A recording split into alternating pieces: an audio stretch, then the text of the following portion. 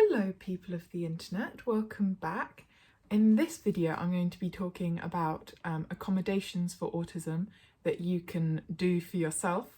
Most of them you can just kind of do for yourself that will make your life easier, or at least I hope they will.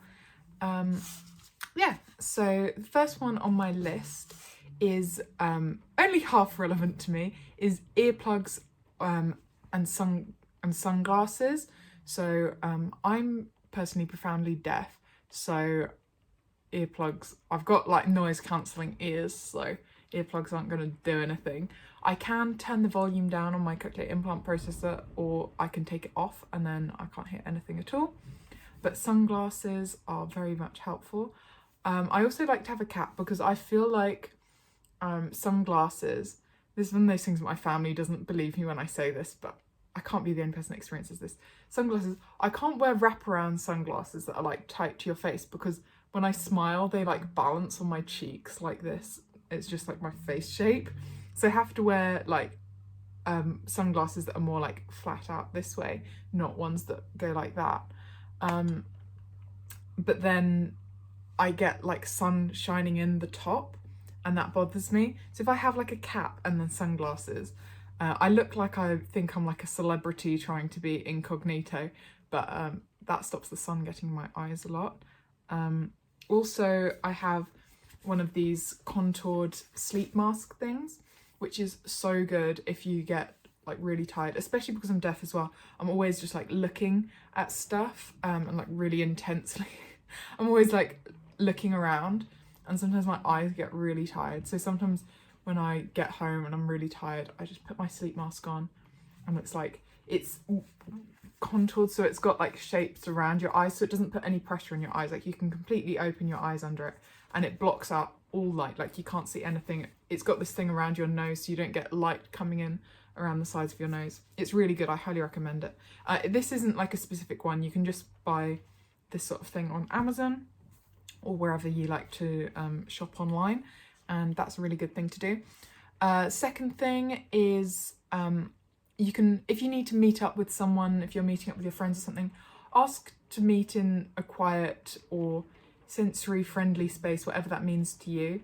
I always end up in like super busy places, and like when I my work, we had a meet up and we ended up in a pub in a room where there was like a children's birthday party going on. The kids weren't like drinking alcohol. That's like normal in the UK. You can have like a pub meal with like families and stuff. So it was like families, but I think it was a child's birthday party. And it was super loud and all these kids were like screaming and I couldn't hear anything and I was super overwhelmed.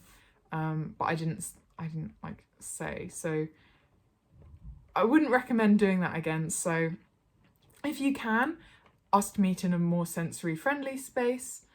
Number 3 is take time to process what someone has said before you respond.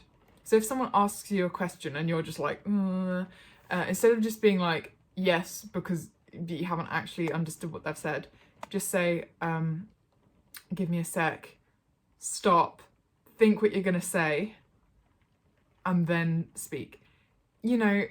10 seconds feels like a really long time in that situation, but they can wait 10 seconds. If it takes you 10 seconds, that's how long it takes. Yeah, so take 10 seconds to process. It literally is 10 seconds. It feels like a very long time in conversation, but it's not. Number 4 is to stim and have fidget toys. And so I always, if I'm just on my own, if I'm just around and I'm doing something, I always have like fidget toys with me. I have like a whole drawer full of fidget toys, and that makes me feel good. If I want something unobtrusive, I have a hairband that I kind of do that, and that's something that I do. I also tend to do that or like this all the time. Yeah, I do that all the time if you know me. Also, another thing that's a really good incognito fidget toy, Rubik's Cubes. Learn to solve a Rubik's Cube, which is fairly, you can learn how to do it. It's not that hard, once you know how. It will take you like maybe, I don't know, 4 or 5 hours to get like good at it. And then yeah, a Rubik's Cube, that's quite an incognito thing to fidget with. Yeah, so number 5 is research locations before you visit them. So if you've got to go to like a restaurant or something, see if you can just check online, or do like a practice trip before you actually have to go there, so you know what's going on. So for example, if you have, I don't know, you need to go to like a restaurant or something, or you need to go to a new hairdresser's or something,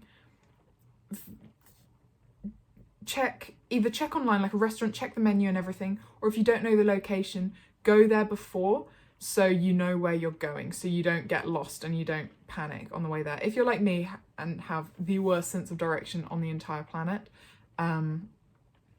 definitely doing like a practice trip and leaving what I call getting lost time before. So leave way earlier than you think you need to, so even if you get lost, you've got time, so you don't panic. Yes, so that's what I like to do. Number 6 is to leave early if you're overstimulated. Not leaving early to get somewhere, but if you're somewhere like a social event and you're getting super overwhelmed, you can just go, like, assuming you've got somewhere you can go to, like if you're not relying on someone else for transport, you can just leave. And if you are relying on someone else for transport, you can ask them if they're ready to leave. A lot of times if we go to like I'm from a very big extended family, like my mum's one of about 6 siblings and my dad's one of similar number. So they're often very, very big family gatherings, and a lot of them like to party and I do not. So oftentimes my family will go, and one of my parents, usually my dad, will leave early with me once I've kind of had enough, because otherwise if I stay, I'll end up like bursting into tears or something, and then that's just really embarrassing. So yeah, leave if I get overstimulated. Now a lot of the time I have my own like transport, I can go places on my own, so I can just leave. So I do that. Number 7 is ask for clear communication and ask for written communication. So I always, for example, if my mum tells me, can you walk up the road to the co-op and buy, I don't know, some milk, pasta and eggs or something, I won't remember that, or I'll be so focused on like, oh no, I'm gonna forget something. It just makes me really stressed. So I'll tell her, just send me a message on WhatsApp with those things, or I will be like, okay, tell me them one at a time and I'll send myself a WhatsApp message with that on it. So I've got it in writing and I'm not going to get it wrong. So shopping lists, having things in writing, asking for things in writing just makes things so much easier. Yeah, you can either ask someone else to write it down for you or ask them to tell you step by step and write it down as they're saying it. That also works. Number 8 is comfort items. So if you have like a cuddly toy or blanket or something that makes you feel comfortable, bring that around with you. If you can have something a bit smaller, like I can't really go around with that, but yeah, having soft, comfortable things makes your life a lot easier. Number 9 is to automate stuff. So anything that you can make easier, like for example, I've got like a smart light bulb in my room, so I can just set on an app for my lights to go on and off when I need to, so I don't end up accidentally just sat in the dark because it's slowly got dark and I haven't noticed, which is something that happens. Set alarms on your phone to like eat or take medication or whatever you need to do. Make everything as automated as possible. That makes your life a lot easier. Have everything on a calendar. You can set things on your phone, so I can set a button on my phone. On iPhone it's called shortcuts. I have an iPhone, so I can make a shortcut So of like a tell mum I'm home button, I have that. So if I go somewhere, for example, if I've travelled to university or something on my own, I can just press a button on my phone and it'll tell my mum that I've got home safe. Yeah, so I literally just have that as a button on my phone, and you can do that. Number 10 is wear sensory friendly clothing, whatever that means to you. And there's no rule that says you can't have 10 of the same outfit. I don't really have a very varied style. I mostly wear pretty much the same sort of thing, like jeans and a t-shirt when I go out, and then sweatpants and a t-shirt / hoodie or whatever when I'm inside, and that's kind of what I wear. Yeah, so you don't have to wear a different outfit every day. If you want to wear the same clothes in different colours every day, or the same clothes in the same colours every day, you can just do that. There's no rule that says you can't. Also, some people really like compression clothing. I've not really tried that, so I don't know, but some people find that very sensory friendly, so you can always do that. Tip number 11 is to pay convenience fees where you can.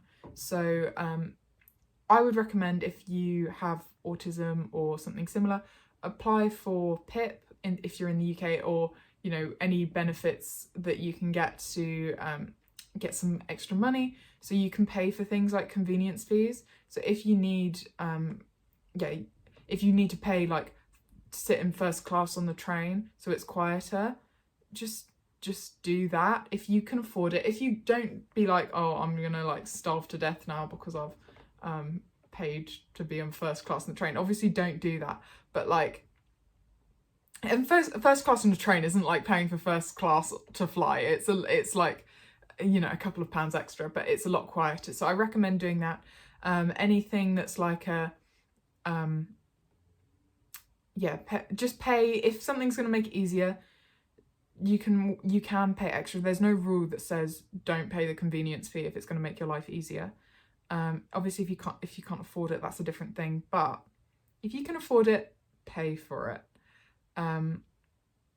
Number 12 is just like accept things about yourself. Like, for example, I'm never going to be the most sociable person on the planet. It's just not who I am. So I just have to accept that and be like, I get really tired really quick, socially or just in general. So I have to just accept that about myself, rather than trying to just push it all the time and then having a massive meltdown. It's always better just to accept things like that. Bonus point is number 13, which is consider occupational therapy. I've never done occupational therapy. I might actually look into it, because that could be something useful. So an occupational therapist is someone who specialises in like adapting things to make it more convenient for someone with a disability or health condition, or anything that makes things a bit difficult to do. An occupational therapist will teach you the ways to do that. They're like trained to do that. So if you can afford it, whether you're a child or an adult, it's something to consider. You might be able to get it through like a scheme, or you might have to pay for it privately, but it is something that's worth doing. I've never tried it, but I imagine it's probably something that's worth doing. I might do it.